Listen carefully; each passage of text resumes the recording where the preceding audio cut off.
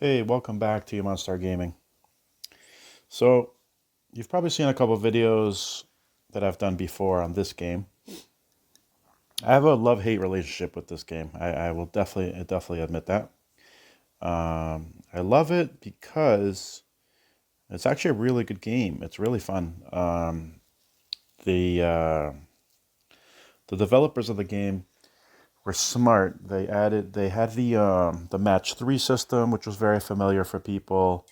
And then they also added a fantasy type theme to it, which is very nice. But there's games kind of like Puzzles and Dragons, even Gardenscapes. It's not the same kind of thing, but um, there's a variety of games that had the puzzles or the gems that you put together. This one they wanted to add a little bit more to that, giving you this empire, I guess, that you're trying to develop to help you. So the big elephant in the room, because you've probably seen, maybe you haven't, but I quit this game a while back, and I was kind of upset about it, about the whole thing. There is one thing, if you've never played this game before, that you have to be aware of, is that there's a lot of monetization in this game. If you want to have all the heroes that are good, you're going to have to spend money. If you want to progress through the game, through the leaderboards, you have to spend money. If you want to push through those walls of progression, um, you're gonna have to pay money, and they throw it in your face. Like there's this thing here where there's 3 different things here. Um, in the summon gates, there's a daily free one, and then you have these other ones here, and then they usually have a featured one. And then for people that are a little further along in the game, then they have an exclusive Hero of the Month. Now, the only way to get the Hero of the Month is to summon. You have a percentage, which I think is, let me see if it's in here somewhere in this screen. I'm going to go to the screen here. Right here, bonus draw, Legendary Hero of the Month, 1.3% chance.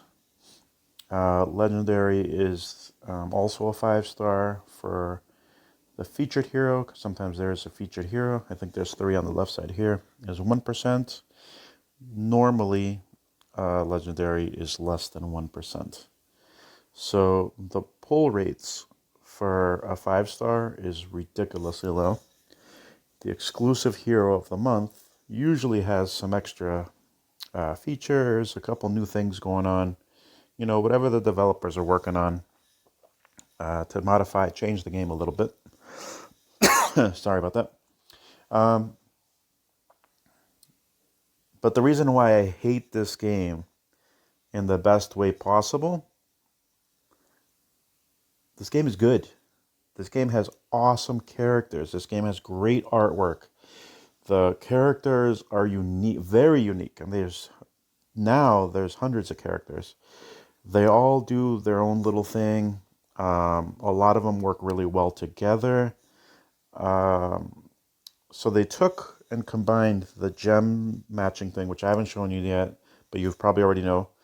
They've taken this little thing here, which helps you develop your stuff the way that you want to do it. So it's not 100% random game, not 100% AFK, nothing like that. You do have control of your own progression, primarily from this area here, and then also from, completing stages on the map. We'll jump over the map. There's seasons. When I started the game, there was only 1 season.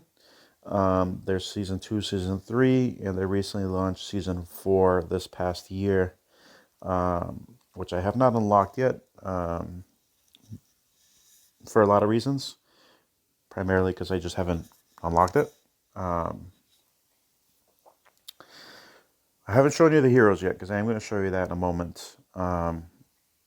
Let's see.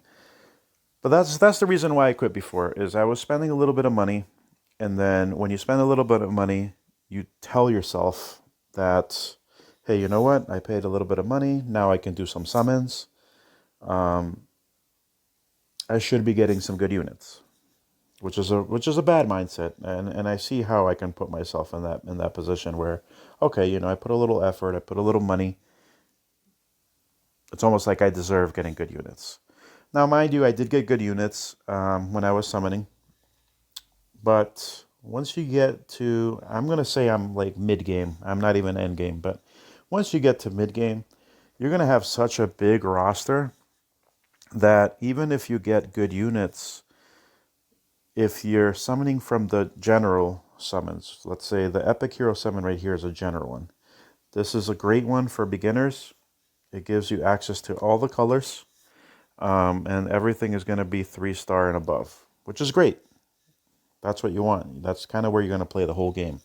And 3 stars at the beginning, then 4s and 5s. But 3 stars are still viable because they do a lot of events and tournaments and things like that where you can only use 3-star or only use 4-star. So even though 5-star is the strongest, most developed, the best characters, if you want to say that, there is a place for good 3-stars and good 4-stars, which is nice, and that's another area where the game developers were very smart. So you can chase all the 5-stars you want, but you still need to hold on to your 3-stars and 4-stars. Which means, okay, I'm not only summoning for 5-stars, I'm going to summon for everything and try to get really good stuff overall. So you can make multiple teams for multiple situations. Another area where the developer is pushing you to purchase or summon more often is because you do want to have multiple teams. Then they came out with Titans, and with Titans, the best strategy usually is to do a monocolor team that is the color that they're weak against, which makes sense. Now you got 5 characters, so you're going to be hitting them harder. So what does that mean? Mid-game, once again, you're going to really want to have 5 teams of monocolors. Once again, the developers are pushing you to get more characters. If some of these things didn't exist, all you would do is have the best rainbow team possible for your defense, and then maybe 2 or 3 other teams to kind of work out different scenarios with maybe 4s or 5-stars, which is kind of how most other games work. And you're good. Not in this game. In this game, you want to have 5 teams of all the 5 colors. You want to have a really good, strong defense team. And then you also want to have optional. You want to have at least one really good all 4-star team with a couple backups that you can kind of switch in, switch out, depending on the situation. You also want to have at least one optimal 3-star team with some options to move in. So now you're looking at 5, 6, 7, 8 teams right there. It's possible that you want to have a couple more teams, especially if you're going into wars. Because if you do wars, which is a huge part of this game, which is the multiplayer aspect of the game, you're not going to be putting out mono teams to fight. There's no way. And you're not going to put 4-star teams or 3-star teams to fight in a war. You want to have 5 unique teams that have really good synergy. You could do monos, of course, if that's what you want to do. But you're going to need more than 5 teams at that point, because you don't want to put the wrong color against the wrong setup and then you're automatic at a disadvantage. But that's a whole other thing. So this game is crazy. It's really fun. It's a game that's very simple to play. You can hand this to like a 5-year-old and say, here, match the gems, and they'll be able to play it. And that's good. That's a good thing when somebody can just jump onto a game, mindlessly or just for fun, move the little tiles and do some stuff. It's very easy to remember, okay, this tile is blue, so if I connect these blue tiles, then the blue character is going to do something. It's super simple, but there is a ton of strategy. Even though there's a lot of luck when you're playing the boards, there's still a lot of strategy. There's still a lot of ways that you work the characters together. Your formation on defense makes a big difference. The order of specials going off is really important, and which characters you're bringing, like if you want a healer or attackers or defenders, dispellers, buffers. There's so many different options, and that is the meat of the game. I like the boards. I think it's a good system. It's not like Bejeweled, Candy Crush, and all those where when you connect the gems, the board drops down. Because you're attacking the opponent, the board is going forward. So just that in itself changes like the way that you think a little bit versus the traditional sense. And you're only making one move. It's not like Puzzles and Dragons and other games where you can drag you have ultimate, like 3-5 seconds where you can move everything around. Nope. You're moving one tile and that's your move. And then you're trying to see what's the optimal move every time. So I've talked enough about that. So we're actually going to go in here and look at the heroes for a quick second, just so you can see the variety that we have. I probably have like a third or a fourth of what was available at the height of when I was playing. The last time I played this was probably 7 months ago, and I wasn't really doing that much then. So I don't have any of the Season 4 heroes, which is fine. I am curious about them because I do want to see what I can add to my roster.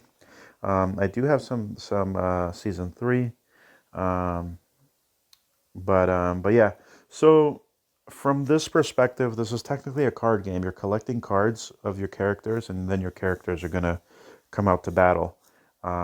This is just a representation of them. In battle, that's actually them that you see. So as you can see, this is my team 1. I made a red team, then I made a yellow team, a green team, a purple team, and a blue team. So those are my first 5 teams. My team 6 is my 3-star team, but it's kind of like just to mess around a little bit. Like I'm trying to come up with a nice, efficient 3-star team that works well. So it's not set in stone. I just kind of just like these characters and trying to see what we can do. And then I think I have one more team. Oh no, yeah, I have one more team because you can see up here there's like a 7 on Finley. My 7th team is my defense team. So that's where it's a rainbow team, and they're going to be doing the defense for raids. So let's go back up and I'll just highlight some of these characters. Oh, another thing that really makes this game amazing is that they do events all the time. There's usually like maybe 2 events a month. Some of them are yearly events, and some of them are kind of like on a rotation. So there's a lot of events to keep track of. There used to be maybe like 1 event per month, and then just small quests and things like that. Now they're just pumping out events left and right, so it's really hard to keep track of. If you're somebody who's wants to collect a ton of characters and you're waiting for the next event, and then you're also waiting to get enough gems to be able to do summons. By the time the event comes around, you're like, oh, I don't have enough gems. What do I do? Oh yeah, I can spend money and get more gems, which is what they want you to do.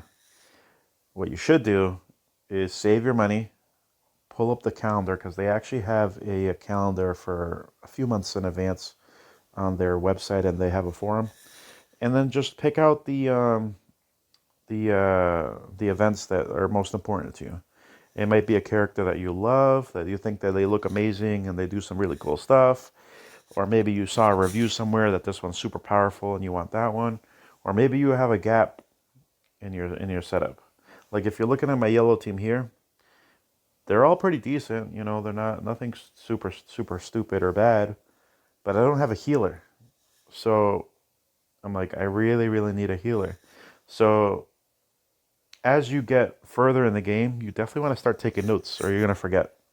Start taking notes of like, okay, I have this team, but I need a better version of this, or I have that team, and I need a healer for this team, or I need a tank for this team, or my attacker's good, but he's slow, so I want to get somebody that's not slow, that's going to fit in that spot. And I think At the beginning of the game, it's awesome to just grab everything, and then you'll find a use for it. A little bit later in the game, you're looking for specific characters to fit specific roles. I wouldn't be, I don't recommend chasing one character, like a specific character. Always have a list of maybe like 5 to 10 type of characters that you're looking for. So if you get one of them, then cool, check it off your list, and then you're fine.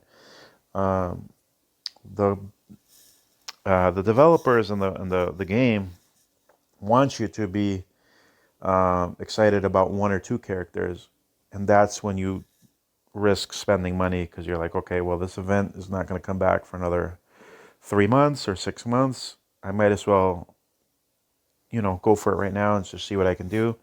And then you start spending money. Maybe you don't even get the character, so now you spent money, and now you're getting pissed off at the game because you didn't get the person that you wanted. And you spent money, and maybe you got other characters that you really weren't thinking about. So that's my suggestion of when you're summoning and when you're using your gems. Have multiple characters that you're looking to get to fit specific roles for you. So that way you won't get disappointed if you don't get that one character you're really looking for. Keep your options open, and look at all of your teams and see, okay, what do all of my teams need? Those are the ones that I'm looking for. Which event is going to get me there better? But that's just, I'm going to keep harping on the monetization, because I think that is the biggest nuisance of this game. I think if they ever make a way to get gems a little bit faster, that would relieve a lot of that pressure and stress for a lot of players. I keep going off topic. See that monetization right there again, right there again, right there again. What was I had a quick thought that I was going to look at, and now I don't remember what the heck I was going to be. So I'm going to look at a hero real quick before I forget what I was talking about. All right, so these are some characters. You can see the power. That's how much their value is, depending on their rank. So I'm going to go to Mother North, because I really was excited when I got her. She's Santa's wife. The card, look at the artwork on that. Beautiful. And the artwork on all the characters is beautiful. I know the first season characters are a little bit, they feel more drawn, a little bit. Not as much detail, but I don't care. I think the artwork and the style of their artwork is just phenomenal. So she's really good. I haven't maxed her out yet, which is fine. I'm still working on her. It is a little expensive to level her up. She's great because she heals everybody, and then she has a 50% chance to revive a dead unit. There's probably only 3 to 5 characters in the game that can do that, but I really like her. And then she's the Winter family. So if you use other characters of the Christmas event together, they give you bonuses. Another way for them to monetize. Because now when you're like, if I could get one more Christmas character and I can put them on the same team, it's going to give them a boost. So yeah, they got you in so many different ways. But if the game wasn't good, if the artwork wasn't good, if the character variety and stats and usefulness wasn't good, this game would literally just be like any other copy of this game, which there's many of, and most of them are not good. Like this game, they really paid attention to what they were doing. Like this is Buddy the Elf. Once again, the artwork is amazing. He has the boost, because if I play with another family member, or from the same family, sorry, he's average, does damage, summons elves, and then they get reduced attack and reduced defense. He's good. For a 4-star, he's good. I do want to level him up more, so he's a little bit more survivable. And then this is a 2021 Hero of the Month, like I was mentioning earlier. They're usually very unique. They're usually very, very strong. They used to be the strongest characters in the game, but now they kind of evened out a little bit with the of some of the other event characters, but they're still more rare. The Heroes of the Month, there's only one of. And I think that's why they made a family, because if they kind of just a one-off, they're not going to get the little boost just like other units. So that makes sense. And it increases the monetization, because you're like, you know what? If I had another Hero of the Month of that year, now they can pair up together. So there's so many things that they've added to entice you for characters, but even Hansel. So I'm just going to flip through this really quickly. But the other reason I like this game is the characters that they chose. This isn't Marvel, X-Men, zombies, modern stuff. But they did come out with another game with modern stuff, and I just couldn't get into it because none of the characters really interested me, and it was just like random people.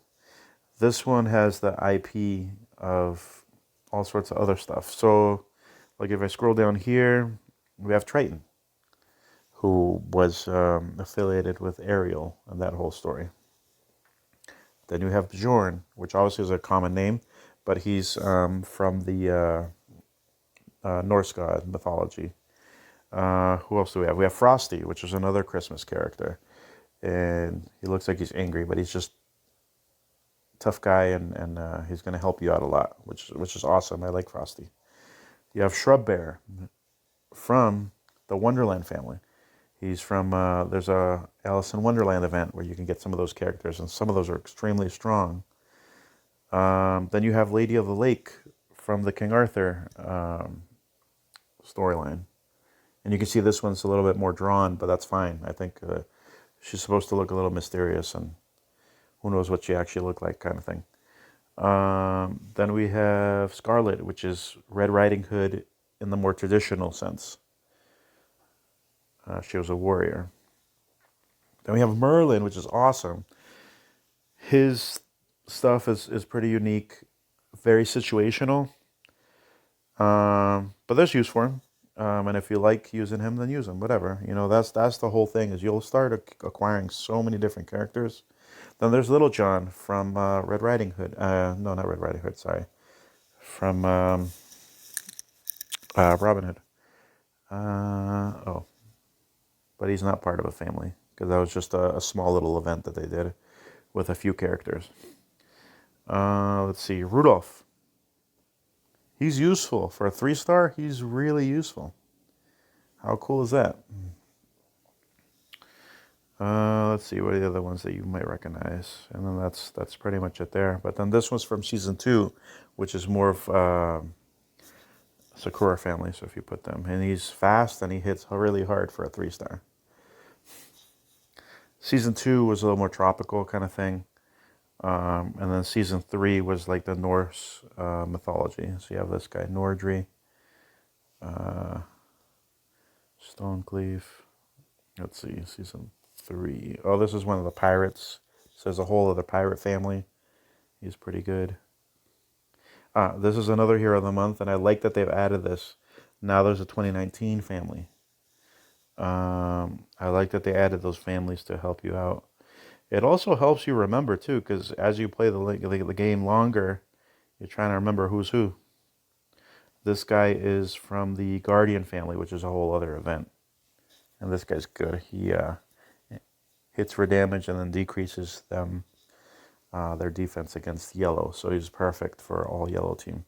And this is supposed to be Genghis Khan, kind of, but they changed him to Kagan, which I think was one of Genghis Khan's other names that he was known by, was Kagan,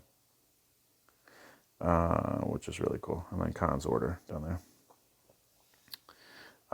Yeah. Oh, I forgot about Sir Lancelot. How cool is that?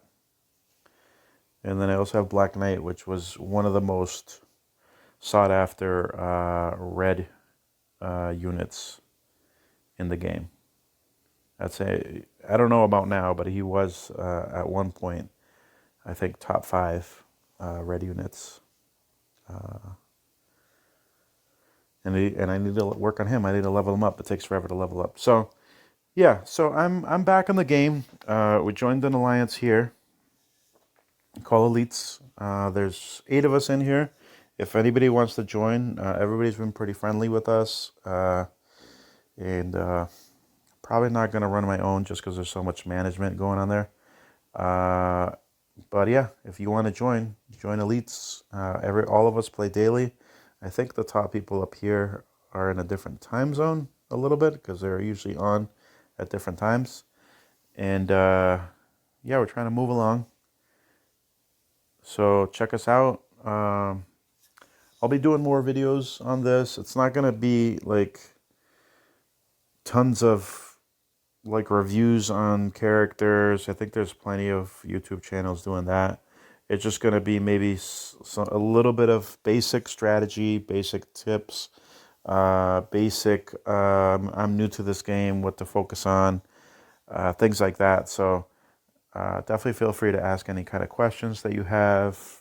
Like I said, I've been playing this for a long time, very off and on. I'll go a few months where I won't play it at all, and then something will happen and I'll jump back in.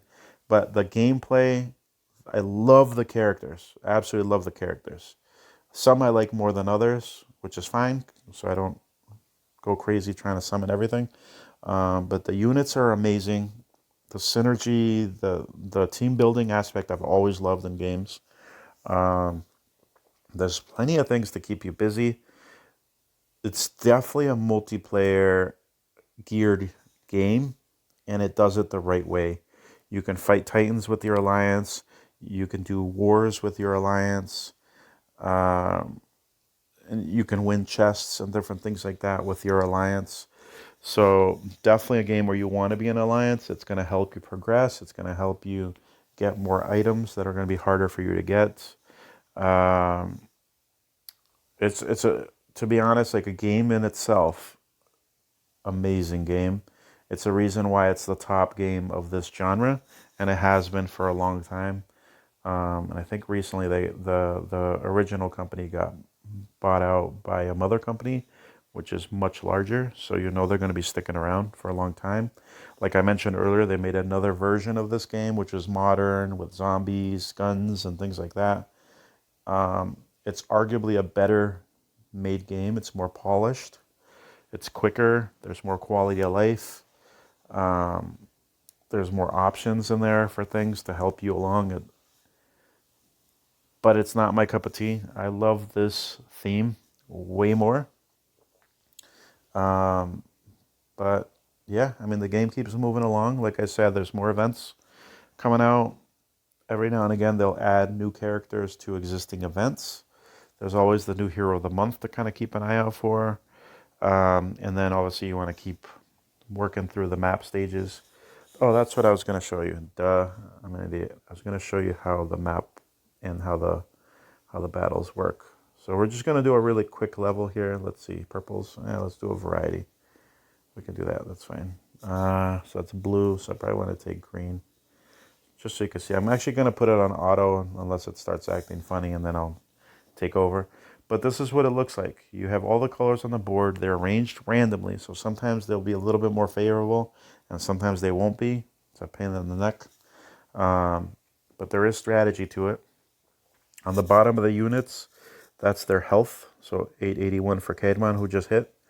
And then eventually you do start remembering the names of the characters, which is really good. Bertilla, Mother North. Then you have Buddy there that just got hit in the face. And then there's Hansel. The blue bar underneath is their mana bar. Once their mana bar is full, they can do their special move. And that's where the speed of the character makes a difference. I've seen other games where the speed only determined who goes first and who goes last. But all the mana bars fill up at the same ratio. Not in this game. In this game, there's going to be some characters that are very fast. They will fill up much quicker, and then there's others that will fill up much slower. So being aware of that makes a difference. You know, if you have a really strong character and a very powerful super move, but they're slow, it's going to take a lot longer to get them to help you. So what was I going to say? And it depends on how many tiles. So you have to match 3 to be able to do a move. Like the game won't let you connect two. It's not going to do anything. So you have to do at least three to connect something and to activate anything.